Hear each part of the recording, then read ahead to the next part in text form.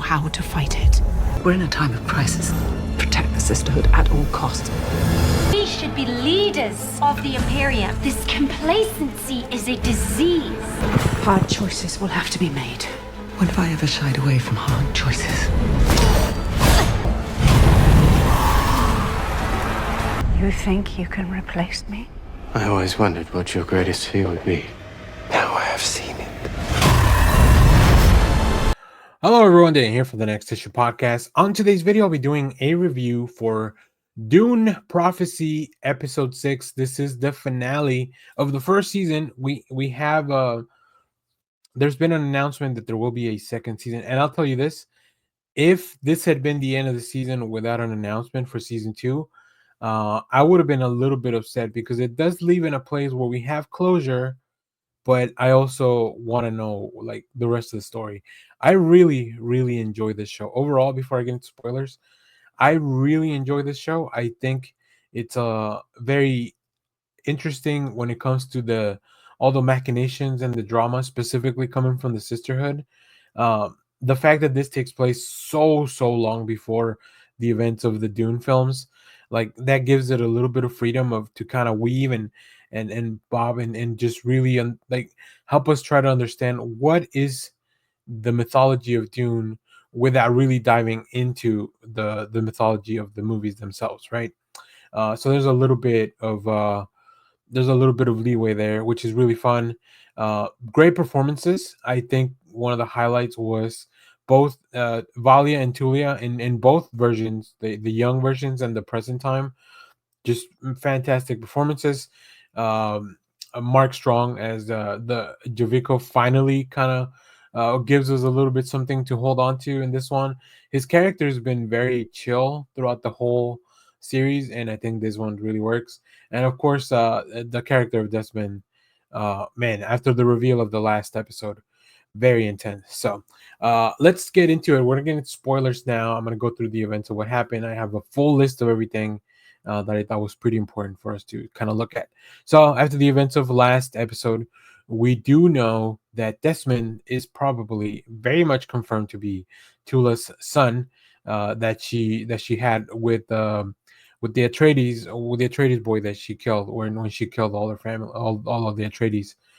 So we flash back to a young Valia using the voice, but now we see the point of view of some of the other people that were helping her, Francesca and then Shauna and Tula, like the people that were become the core group of sisters that were kind of doing everything. We also see that young Tula tells Valia about her pregnancy.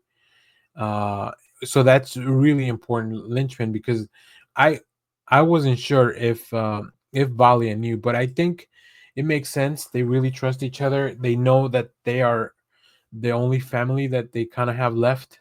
So they would. I don't think they would. Tula and Valia's relationship is very very strong in this show. Then in the present, we see that Tula is trying to figure out. They've now realized with the help that that was given from Lila's character, where she was actually mother not Dorothea, the other mother, Raquel, that this was a virus, right? Created by a machine that Desmond was using to kill and infect all the sisters. So Tula attempts to create some kind of sort of antiviral thing, almost to vaccinate all the sisters against this virus and get rid of it. Things don't go as planned. We'll get more into that a little bit later. We also see that Ness, she's trying to free Karen Atreides, who was arrested last episode, and now she's also arrested. So everything's kind of beginning to mobilize. Meanwhile, in the past, we do see that Valia shows the inner core of her allies, the machine. So that means that almost everyone was aware of what's going on. So that's really interesting. I like that we are unveiling how there's more, and there's a whole plan of Valia that is pretty messed up. We do see a flashback later on that we'll talk about in a minute. Next, Lila escapes and then confronts the sisters.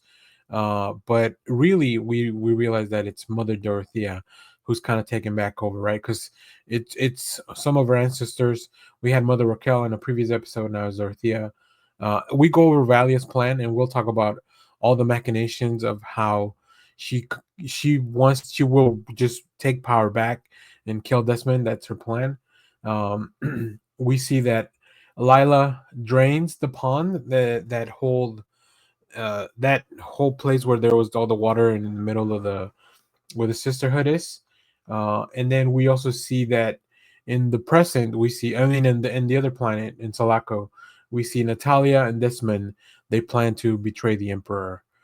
So like everything, it's really interesting that the tide is turning on both places, right? In the sisterhood planet, we kind of have everything going now towards Dorothea, who is in Lila's body, and then on the other place, we see that the Emperor is losing control, which means that Valia is losing control because she can more easily control the Emperor. So we do see that in a flashback scene, young Valia forces all of Dorothea's followers to choose whether they want to keep following her or whether they're gonna, like pretty much go away. She uses the voice, and anybody that doesn't choose to follow Valia just kind of ends their own life, which is pretty messed up. And the only one that chooses to follow Valia is Sister Avila. So now we know why she is so like Sister Avila in the present timeline is always very confrontational with both Tula and Valia. And I think now we know why, because she's the only one that is aware of everything that's gone on forever.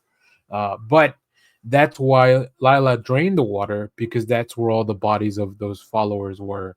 And she finally reveals that to the rest of the sisterhood. So that's probably the last linchpin.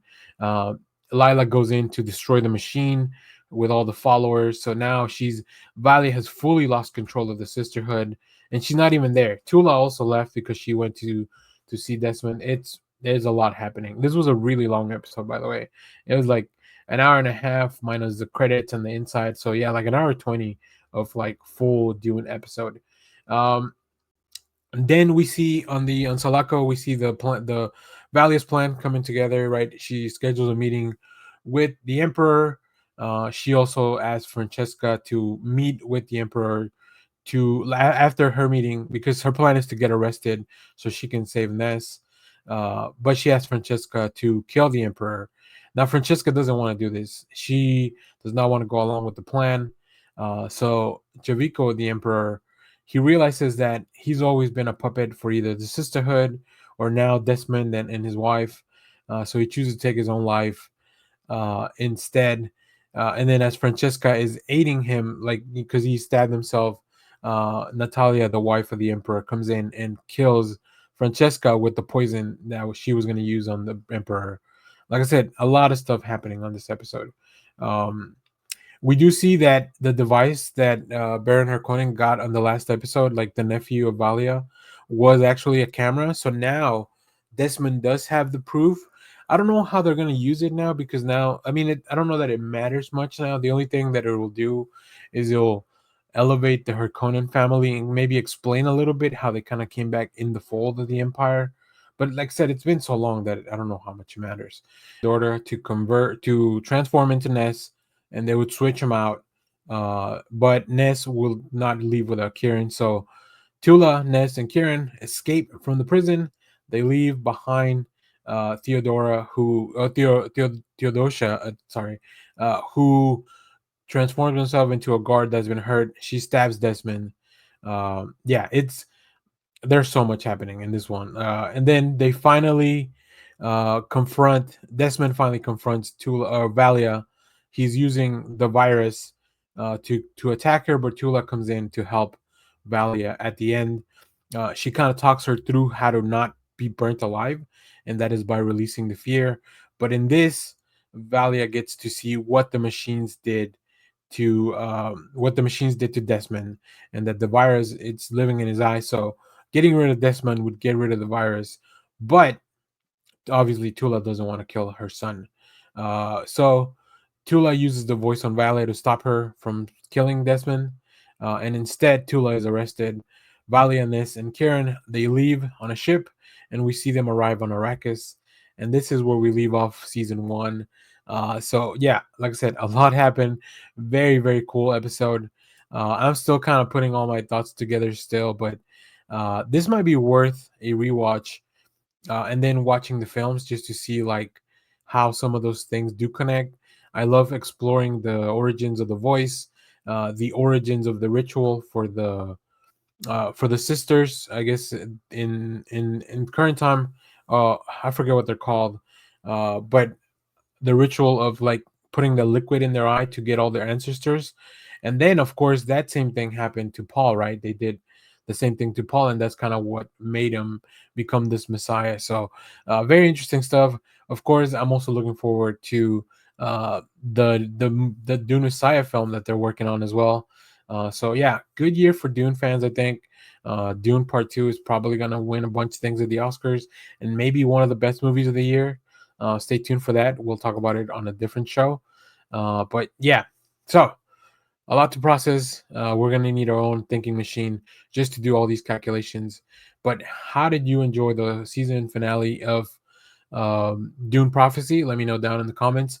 I know this review was a little bit all over the place, but man, oh man, like I said, I have a full page of notes, and I just wanted to make sure to get everything that I could out there for those that are just hoping to make sure that we all watch the same thing. So, thanks for watching, everyone. Remember to share, like, subscribe, hit the bell so you know when we go live. That is most Saturdays, 10 a.m. Central Standard Time.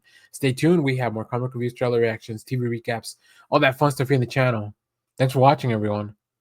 Bye bye.